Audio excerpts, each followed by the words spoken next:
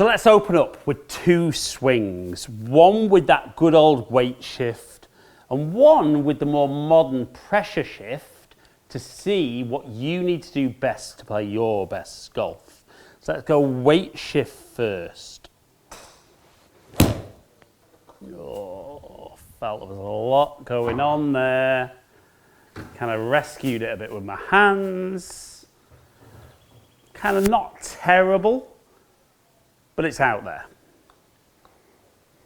Now I'm going to talk about or show you pressure shift, and let's see the difference in the quality of shot.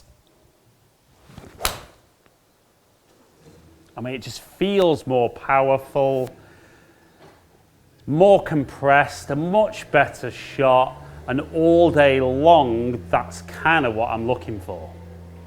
So I know what you're thinking, both of those shots look pretty good, but definitely on one of them, it felt like I was moving around a lot and it found it very difficult to kind of time strike and kind of direction. The second swing felt really, really easy. Now, I'm in a lovely position as a coach. I've got a swing catalyst to work on. So that shows me how I move against the ground. Now I'm going to show you the two swings side by side, talk about why you need to work more on shifting your pressure rather than your weight, and then bring you back and show you some little drills and feels that are going to help you take your ball striking to the next level. Okay, so on the left-hand side, we've got the first swing. On the right-hand side, we've got the second swing. So you can see at address, very, very similar, a little bit more pressure on my left foot than my right foot, even though the width of stance is slightly different. So as I move back, what I want you to really focus on here is the little white dot on each, which is the center of pressure. And we can see as I move away, the club starts moving, and the pressure shifts very, very quickly onto my right side. But on the right-hand side, we see the hips move across and the center of pressure move over my right foot. Whereas on the right-hand side, we see the pressure move, but not nearly as far. So when I take it to the top of the golf swing, we can actually see on this right-hand side, because I've kind of swayed off the golf ball, at the start of my downswing, my pressure and weight is still all on that right side, 90%.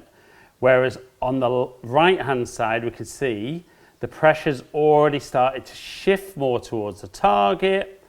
So then down into impact, if I come slightly short of there, when the hands are at waist height, we can see 67% of my pressure on my left side as opposed to 86. Now the key thing for this is the earlier I can get the pressure onto that left side, the easier it is to kind of control that low point, control shaft lean, and just be much, much more consistent through impact.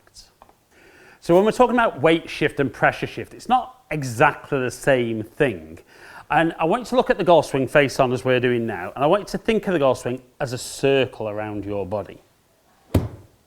Okay, so for a circle to be consistent, the thing you need is the middle of the circle to be fairly still and the width of the circle to stay the same. Now, what I see with people who work on shifting their weight is you see lots and lots of side to side movement, which means that the middle of the circle is going to move a long way back in the backswing. So we can see how the hips have moved very laterally. And I'm not saying you can't hit good shots from there, but what you've got to then do is be able to move a long way in a very short space of time in order to get that ball and then ground contact. And it's very easy if you're moving around a lot to kind of move too far and maybe top it or thin it, or not move far enough and fat it, thin it or top it. So it just means it's very inconsistent. Whereas what we saw with the second swing is that the middle, so my center of pressure, didn't really move much on the way back. And then as a result, it's easier to get onto that left side and then be more consistent with low point, which then makes it easier for path and face control. So what we're talking about is for years, you've probably been told that you need to move your weight side to side, but that's not necessarily true. So what we want you to feel is in the backswing, rather than moving this way, I want you to feel like you push down into the ground and actually slightly away with that foot. So what you would get is more of that feeling. And you see straight away that hip goes back. The leg straightens a little bit, but then there's a lot of pressure early in that right foot. And once the centre of pressure is in the middle, it's very easy that as the club's getting to the top, you can shift the pressure onto the left side, and then the left leg pushes down and away. So you almost want to feel, cross your arms over your chest, press the right leg into the ground, shift left, and left leg into the ground. And straight away, if you're not used to doing that, it will really feel that the legs are much, much more active. And as a result, do some movements without the club in your hand first, then you're going to feel that sensation in the golf swing. And most golfers, not only do they start feeling there's much more consistent contact with the ground, start to feel there's a little bit more speed in the swing as well. And I think, comment below, most of us would agree we'd love to hit the ball a bit further as long as we know where it's going. So if you can be consistent with your delivery, you're going to be consistent with the shape of shot. If you can then generate some more energy, you're just going to hit the ball further in that direction. So push the right leg down into the ground, shift left, push the left leg down into the ground. And it just feels like you don't move around too much, you're just kind of rotating. There is a little bit of lateral movement that way, but more of a twist. And obviously, if the middle of the circle's not moving around too much, it's much easier to be consistent with that center point. So we're going to get there. Really focus on that movement. Okay, now the strike was a little bit out the toe, but my low point was ahead. The clubs travelled from the inside, and the club face was just a little bit open there, but don't mind a miss hit being 150 with my 7-iron. So that felt good. On the way back, felt great. Didn't quite feel as I moved left, I then straightened that leg too much. So we're going to get there again. That felt better.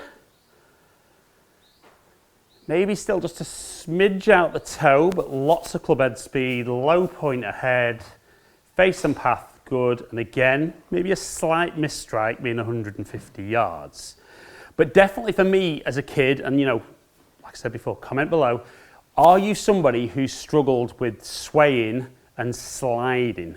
Lots of golfers worry about that, and it's because the more you try and move your weight, the more of that lateral movement you're going to get. Whereas, like we said, if we get you pushing down into the ground, that's your turn on the way back, and the pressure we could see on my video before, the center of pressure moved slightly this way. But what it was able to do is as I got to the top of my swing, it moves this way to get the club to change direction, and then gets me into that nice, powerful impact position. So the more you can do that, we're going to stand up. Focus on moving my pressure rather than my weight. That felt the best one so far. So again, good club head speed, low point even further ahead, incredibly neutral with my face and path, and again, a good solid strike, just under 161 carry. But it is massive, and I just think the more golfers I see that struggle with that, the more they need to practice. But it's very, very hard when we get told about shifting our weight. Now, it can depend a little bit how you move as to what you need to do best. So even with that focus, if you still feel you're a little bit inconsistent, for some of you out there, just narrow in that stance a little bit and then have that same feeling. You'll find that your strike will improve and that the delivery will be good and you'll influence the ball better. Now, for me personally, the narrower I stand, the more I rely on my ability to twist against the ground, and that's not my best way of creating speed. So I didn't mind 87 mile an hour there. But for some of you, and if you haven't got access to something like this, you won't know, but narrow your stance, focus on the movement, and you'll improve with your shots. For some of you out there though, If you actually go a little bit wider with your stance and focus on that movement,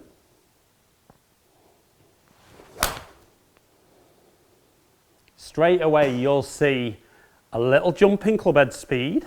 That low point will jump further ahead. And even though that was a tiny bit thin, there was much better delivery there. Now, as a rule, for me, the first best way I generate my speed is that as I move onto that left side and I try and straighten that leg and get that left hip going back, that push into the ground generates my speed. But my second best way is just that little bit more side to side movement of the pressure. And a slightly wider stance for me helps me do that. So that last one at 89 mile an hour was pretty good for speed for me. Now, if I focus on what I really need to do to be as quick as I can, I get a little bit wider, just focus on using the pressure correctly.